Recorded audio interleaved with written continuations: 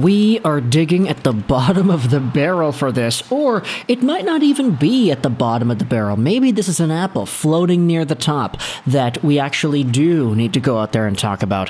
I'll let you be the judge about that. Today we're talking about the Montreal Canadiens and one of the potential stories that can indicate whether or not a trade is on the horizon. Now, I'm not gonna lie, the Montreal Canadiens content has been diminishing on the channel the past little while, mostly because the engagement has been at an all-time low. The fact that the Habs have sucked a bunch recently has made the entire cosm of Habs-related social media coverage just kinda tank a little bit too. Fans are not as engaged in this team as they were a few weeks ago. I've seen Canadiens fans on Twitter stop watching the games, even though they've been diehard fans for years.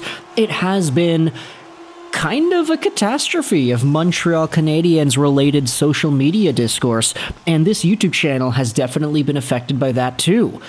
I mean, look, at the end of the day, I kind of own a business here. It doesn't seem like that at first glance, but however many views these videos get and however much money we're able to generate, that is all quote-unquote business operations. So while it doesn't necessarily make for the most flashy or complicated job in the world, it still is a job, and I'm very happy to be able to do this and have it as my full-time source of income. But today we are heading back over to my second favorite team, despite the low engagement and despite the lack of interest in this Canadian squad compared to before, and going over whatever potential trades might be out there.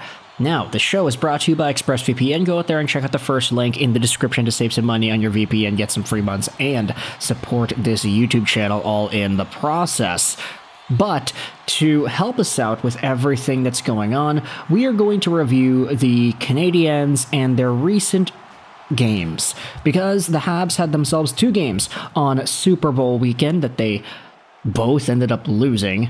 Very unfortunate turn of events there. The Habs lost 4-0 to the New Jersey Devils on Feb 8th, and then the very next day, against the Tampa Bay Lightning, they lost 5-3 on Feb 9.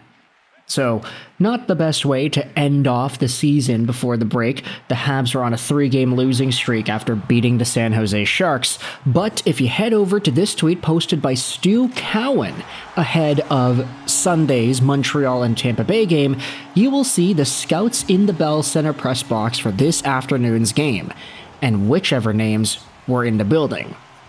Here they are. You had yourselves Paul McIntosh of the Dallas Stars, Greg Campbell of the Florida Panthers, Mark Osborne of the LA Kings, Tom Fitzgerald of the New Jersey Devils. Yeah, Tom Fitzgerald is a scout in the building, although he is technically just the regular old GM. Which makes sense. I mean, his team, New Jersey, had defeated the Canadiens the day before the Tampa Bay game, and plus everybody's in Montreal for the tournament, so him sticking around is also understandable. Jimmy Benoit of the SJS San Jose Sharks, Marc-Andre Bourdon of the Tampa Bay Lightning, Jackson Maxwell of the Maple Leafs, and then at the end, you had Vaughn Karpan and Mickey McCrimmon, both of the Vegas Golden Knights. And there are a bunch of people in the replies getting excited about this. Let's go out there and look at these replies here. Vegas have had 2 scouts at the last couple of games, and they've never been shy to trade assets for short-term help. These are all buyers except for San Jose. Tell them there's nothing to see here. To help us out, we're going over onto an article published on HabsFanatics.com by Elias Ediam earlier this morning, so that's part of the reason why I'm even here talking about this now, because I just kind of got a hold of this from this article. But Canadiens, Vegas, potential trade, a new clue suggests something is brewing. If you scroll down and you read some of the analysis on the list itself, you can see here, Adam writes, the presence of 2 Golden Knights scouts at the Bell Center for both weekend games gives us plenty of room to imagine scenarios. These 2 Vegas scouts, they're not just anyone too. They are Vaughn Karpan, who is the team's assistant GM, and pro scout Mickey McCrimmon, who is also the brother of GM Kelly McCrimmon. It's worth noting that Karpan knows the Habs very well, as he was the director of pro scouting before leaving for Nevada in 2016. Now, when it comes to the connections, of course, some scouts are more important than others. Tom Fitzgerald, the New Jersey GM, was literally there watching the game. And with the Devils already reportedly being interested in Jake Evans, you can go out there and use this event as fuel for fodder here. Although I do want to discredit it a little bit, just because I do think that Fitzgerald being at the game was a lot more due to convenience with the tournament and all, not necessarily because he's hard scouting Jake Evans in particular, although that definitely could play a part into it. I just think that Vegas and their guys, multiple guys being there, important guys, assistant GM and the brother to the GM being there, even when they don't need to be there, that I think is a lot more important too. And this article even goes out there and dives into why this situation works. As highlighted by the Twitter user Habs Links, Vegas is struggling with its penalty kill.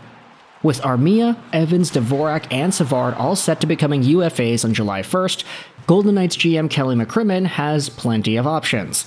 According to Puckpedia, Vegas will have around $3.5 million in cap space at the trade deadline. Montreal, which will have nearly $7.5 million in flexibility, could be an even more attractive trade partner for the team from Sin City. By taking on some salary in return, Kent Hughes could squeeze an extra asset out of the trade.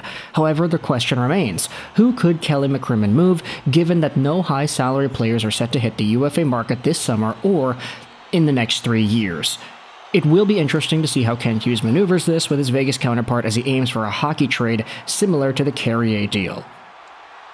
And we had discussed the idea already of Armia and Evans being a combined package in some sort of a trade. If a team is really looking for a duo of elite penalty killers who can play together on a fourth line with some good chemistry, then this is your package right here. Armia and Evans have been fantastic for the past little while, despite the fact that the rest of the Habs team hasn't been great around them. And if Vegas is looking for two guys that can really complete the bottom parts of their lineups, then hey, I think that Evans and Armia would be a really good duo. They kind of play a Vegas style. Pace, puck protection, board battles, they do a lot of things that Vegas looks for out of its players.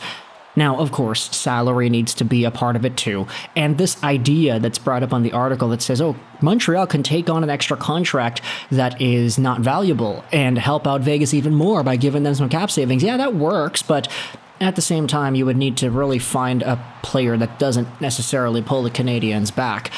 And I get it, it's kind of difficult to do that considering how bad they've been recently, but still, I do think it's not just an, okay, we'll just take your most expensive, useless guy type of scenario, especially since none of these players are having their contracts expiring soon. So at the end of the day, Vegas has done a pretty good job in terms of not capitalizing on just pure rental guys, yet they still have a pretty good team in this NHL season as they try to get back into the Stanley Cup Finals and potentially win it all one more time. I want you to let me know your thoughts in the comment section below. How do you feel about the Golden Knights and their potential acquisitions?